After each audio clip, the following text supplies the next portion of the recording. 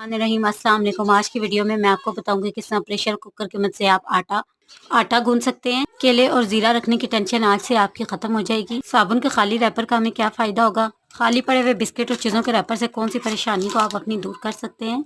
चलते हैं tip number 1 की तरफ। केले का यूज़ हम सब लोग करते हैं। केले जब ज़्यादा आते हैं तो बहुत जल्दी ख़राब हो जाते हैं, तो केलों को किस तरह आप सेव करके रख सकते हैं। एक कागज़ लेना है, आपने इसको हल्का सा गीला कर लेना है और इसका जो ये ऊपर वाला पार्ट होता है ना, इसको इस तरह से आपने कवर कर देना है।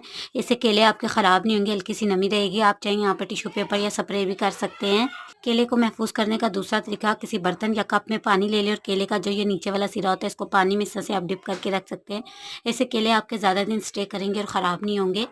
चलते हैं नेक्स्ट टिप की तरफ। तो साबुन का यूज़ हर घर में होता है। जब इसका पैकेट बच जाता है, जब इसका रैपर बच जाता है तो हम इसे फेंक देते हैं। तो इस रैपर के अंदर यहाँ देखिए ये होता है, इसमें बहुत अच्छी खुशबू आ जाती है। तो यहाँ पर हमने क्या किया, हमने इसी रैपर को ले लिया है। थोड़ा सा आप परफ्यूम ले लें या कोई सॉफ्टनर ले लें। मैं यहाँ पर सॉफ्टनर का यूज़ कर रही हूँ। सॉफ्टनर को मैं इसके ऊपर डाल लूँगी। जैसे सॉफ्टनर को इसके ऊपर फैला देना है और उसके ड्राई होने का आपने वेट करना है, ताकि सॉफ्टनर अच्छी तरह से इसके साथ ड्राई हो जाए।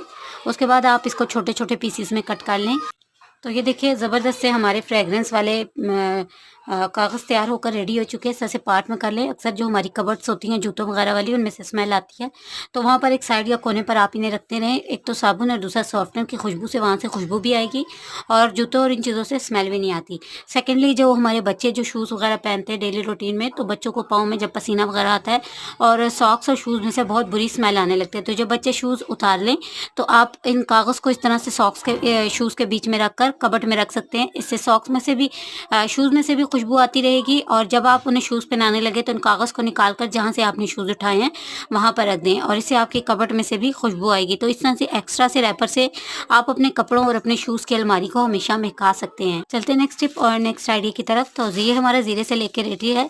ज़ीरा जब ज़्यादा अरसा पड़ा रहता है तो ज़ीरा उस तरह का फ्रेश नहीं रहता और मौसम में क्योंकि नमी है तो ज़ीरे में भी नमी आ जाती है, जिसकी वजह से जो है बिस्किट वगैरह या इस तरह की कोई चीज़ बनाते हैं तो ज़ीरा का जो कड़कपन है वो ख़त्म हो जाता है, उसकी खुशबू भी ख़त्म हो जाती है। चूल्हे पे मैंने तवा रख दिया है और फ्लेम मैंने यहाँ पर बहुत ही हल्की रखी है। इसमें हम अपना ज़ीरा डाल देंगे और ज़ीरे को हम हल्की आंच पर यहाँ पर भून लेंगे। इससे ज़ीरे की जो कड़कपन ख़त्म हो जाता है वो भी दोबारा से आ जाता है। ज़ीरे की खुशबू भी बहुत अच्छी हो जाती है और इसका सबसे बड़ा फ़ायदा ये होता है कि जो नमी हमारे ज़ीरे में आ जाती है वो भी चली जाती है। तो ज़ीरे को आपने अच्छी तरह से भून लेना है हल्के फ्लेम पर। उसके बाद कोई आपने एयरटाइट जार या कंटेनर लेकर उसमें आप अपने ज़ीरे को भर लें। तो यहाँ पर मैं 1 से 2 मिनट के लिए लाइट फ्लेम पर ज़ीरे को भून लूँगी। ज़ीरे को यहाँ पर मैंने अच्छी तरह से भून लिया। एक्स्ट्रा मैंने जार ले लिया है और जार के अंदर दोबारा से नमी ना आए तो हम इसको भी हल्का सा तवे पर इसी तरह से सेक लेंगे। ज़ीरे को अच्छी तरह से भून लेने के बाद मैंने जार में ऐड कर दिया है। अब ज़ीरा हमारा फ्रेश हो चुका है।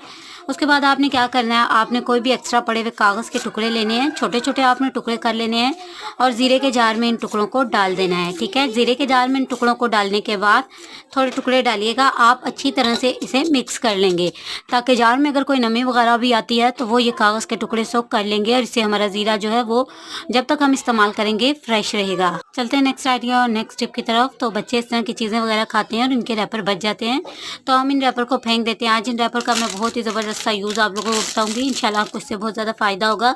हमारे जो जार होते हैं अक्सर कंटेनर वगैरह, तो इनके अंदर नमी चली जाती है, जैसे कोई भी मसाले वगैरह का हो चुका है या बच्चे ऐसे ड्राई फ्रूट वगैरह लेके आते हैं तो इन जार में जब नमी चली जाती है तो ये जार जो होते हैं या चीज़ होती है हमारी ख़राब हो जाती है। तो आपने इस तरह से इस पैकेट को डबल कर लेना है और आप इसको जार के साइज़ का कट कर लेंगे। रबर बैंड रबड़ चढ़ाने के बाद आप इसका ढक्कन लगा लें। तो ये देखिए जार पर चढ़ा हुआ भी अच्छा लगता है। जार के ऊपर आपने ढक्कन चढ़ा लेना रबड़ चढ़ाने के बाद। तो ये हमारा ये टाइट हो चुका है। इसके अंदर आप कोई भी चीज़ रख सकते हैं। अक्सर हम इस तरह के ड्राई फ्रूट वगैरह लगते हैं कि अगर नमी चली जाए तो वो ख़राब हो जाते हैं। तो एक्स्ट्रा पैकेट की वजह से आप कोई भी किसी किस्म का भी जार है या कोई चीज़ भी सेव कर रहे हैं तो उसको इस तरह से सेव करें। चलते हैं नेक्स्ट टिप और नेक्स्ट आइडिया की तरफ। तो आपने अपने चाय पीने वाले कप ले लेने हैं और अखबार या कागज़ का पड़ा हुआ कोई भी एक्स्ट्रा सा टुकड़ा लेकर फाड़ कर इस तरह से गोल करके आपने इनके बीच में डाल देना है। उसके बाद जब आपका तवा हल्का गर्म हो जाए रोटी पकाने से पहले तो आपने इन कपों को उल्टा करके थोड़ी देर के लिए इस गर्म तवे के ऊपर रख देना है। मैं आपको इसका फ़ायदा भी बता देती हूँ।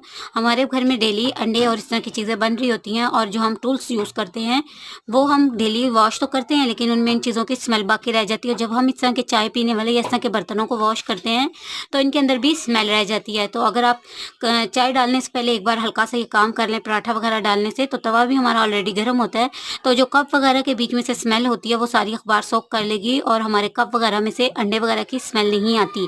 तो हमारी डेली लाइफ में होता है और इससे जब जल जाती है तो ये सारे कपड़ों को जलाने लगती है। और जब आपके पास कुछ ना हो, मैंने बहुत सारे तरीके शेयर किए हैं, तो आज एक तरीका आप लोगों के साथ में शेयर कर रही हूँ। यहाँ पर इस्त्री में ठंडी है, लेकिन आप अगर चाहें तो उसको गर्म कर सकते हैं। बर्तन मांजने वाली जाली होती है ना, उसको आप हल्का सा इसके ऊपर इस तरह से रब कर लें।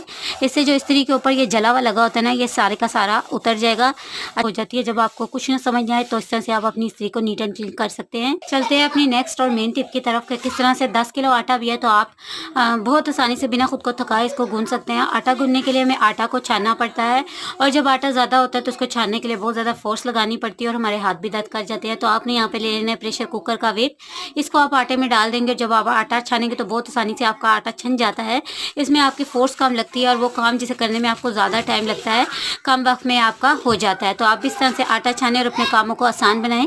उम्मीद है आज की टिप एंड ट्रिक आप लोगों के लिए यूजफुल होंगी, आप लोगों के लिए हेल्पफुल होंगी। टिप्स अच्छी लगी हैं तो लाइक करें, चैनल पे पहली बार आए तो सपोर्ट करें। अपना रखें ख्याल। जज़ाकल्लाह।